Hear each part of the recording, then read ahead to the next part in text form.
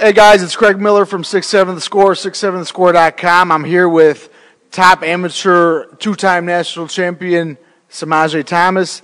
Semajay, I know that you are a sparring partner for Adrian Broner. Give me some of your background and what's the future for you? When's your first pro debut? We're hearing some dates right now, but I'm hearing it's not confirmed yet, but I'm hearing March 19th in Chicago. Hopefully, you know, we do it big in Chicago. I want to make my first, you know, pro fight in Chicago because I have a lot of fans. My fan base is in Chicago, and a lot of family, and you know, a lot of supporters from Chicago. So I want to put on a good show for them. So we're here on March 19th, and it's not official yet, but it'll be official soon. Give me your story about your amateur background. What's your record? I mean, currently, and what do you see for yourself in the foreseeable future? My amateur record is 65-4. I won national championships. I was number one multiple times in the nation, and I was number 5 in the world. You know, traveling around the country. You know, winning Junior Olympics silver medal, winning U.S. men national championships. You know, and being number 1 seed on Olympic trials. And I feel like I'm ready to turn pro and start working my way up to the world championship. What's it like sparring with Adrian Broner? I'm a big fan of his. He's almost like the prototypical Mayweather. Give me, you know, some stories. I'm sure you've hung out together. Just give me a little background between you and Broner. I know he's got a fight coming up, fighting Gavin Reese. What's the story with Adrian Broner? He's like my big brother. We sparring. I learned a lot from. You know, it's real slick, real crafty. He's a great world champion, and you know, I'm looking a way to build my way up to be on the next level as he is. But you know, we hung out before. You know, we do, you know, like good positive things. You know, and he give me a motivation and give me inspirational words to keep going. So you know, big ups to Adrian Broner and to the band camp. Can you talk about, you know, his style? You know, his boxing style is very unique, just like Mayweather. Can you tell me, you know, where he learned that? Obviously, watching Mayweather, I'm sure he caught on pretty quick. Probably one of the best defensive fighters out there right now. How is that style so much different from like an orthodox style of boxing? The style is so much different is because, you know,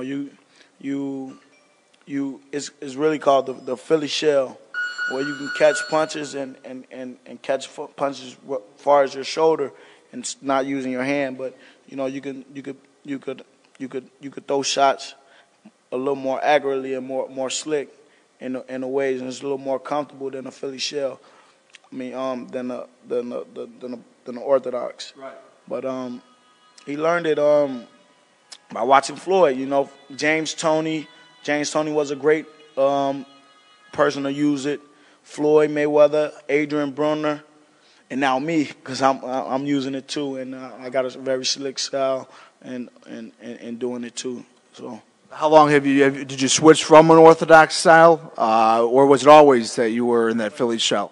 I always been in the Philly shell, you know, from winning my first nationals to winning the U.S. men nationals. So, you know, I always been pretty. Cool. You know, your background's so unique. You know, you were wrongfully accused of a murder in 2009. Can you just give me the background behind that story for everybody watching right now? Yeah, at the time I was 16. I won my first national championship.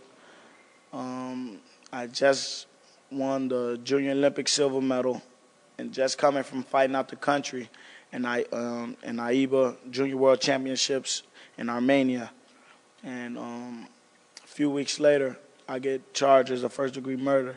A couple guys tried to pin the murder on me, but I wind up spending 15 months in jail. And then while I was in a facility, I kept training.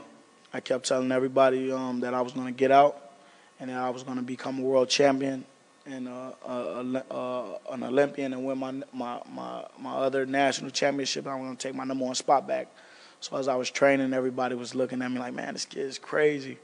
Man, this kid's crazy, man. He's locked up for murder. You know how many people that said they didn't do it, and he's talking about he's going to get out. You know, they was trying to down me, but I kept the faith in God. My family kept coming to court. I had some aldermen and commissioners coming up, showing world champions supporting me. So, you know, we kept the faith and got the not guilty verdict.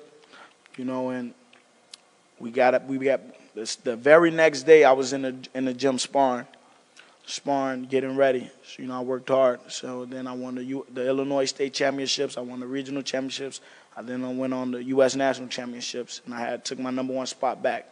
But my #1 spot when I was incarcerated, I was a junior, but I took #1 spot in the seniors, and I was #1 seed in Olympic trials. So unfortunately, we didn't make our way to the Olympics, but we on another level, going to the pros. As you go on with your career, what's something positive you could take from that experience? You know, Bernard Hopkins has said, you know, he basically changed his whole lifestyle after he got out of prison. You know, he doesn't, you know, no drinking, no smoking, nothing. What's some of the positives you could take out of your time in prison? Hunger. It made me more hungry, and to see what the fighters that have, such as Floyd Mayweather and Adrian Broner and a couple guys that got the limelight and the spotlight and the skills and, you know, and the recognition because they was hungry. You know, it makes me more hungry because I can do the things that they've done because I have the skills and the talents and the smarts and the intelligence to become a world champion. What's your ultimate goal? Obviously, you're supremely talented. You know, you got a bright future. What's some of the things that you would like to accomplish as you go along through your boxing career? You know, giving back to the community. I feel a lot of guys, you know, when they get big, they forget where they come from. You know, not naming just fighters. I'm talking about entertainers, period, or, you know, guys that made it in life. I believe in you have to give back to the community because you was once in their shoes before, so you got to give back. So when I become a world champion, I want to give back to the community, open up a boxing gym, and bring world champions to the boxing gym, and such as myself, and greet and meet with the kids, you know, such things like that. So that's what I want to work on when I start getting my career on the road. And who's some of the people that influenced you in your career? And in Chicago in particular, why don't you see the big fights here? You know, you see them in New York, Atlantic City, Las Vegas. You know, why can't we get a packed house at the United Center, you know, home of Derrick Rose? It's because, you know, the sport's not as relevant.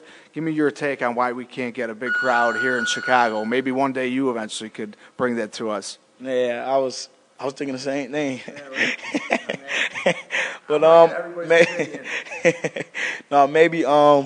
maybe a lot of it's not really big name fighters come from Chicago. And, you know, we had David Diaz, we had, you know, Nate Jones, he was Olympian, you know, but we, like major fighters, like such as Floyd or Adrian. We got a lot of Midwest fighters that groomed up, but I really don't know, though, but, you know, but time will tell because I'm from Chicago and I'm history in the making. And I know March 19th won't be my last day fighting in Chicago. All right. Again, this is Semajay Thomas. He is one of the top amateur fighters, not only in Chicago, but around the country.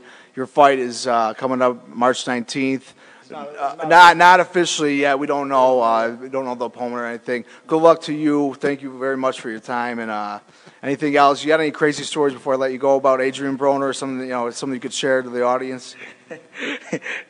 That's my brother. He good, man. I appreciate your time, man. Good luck to you in your future. All right, thank you. All right, man.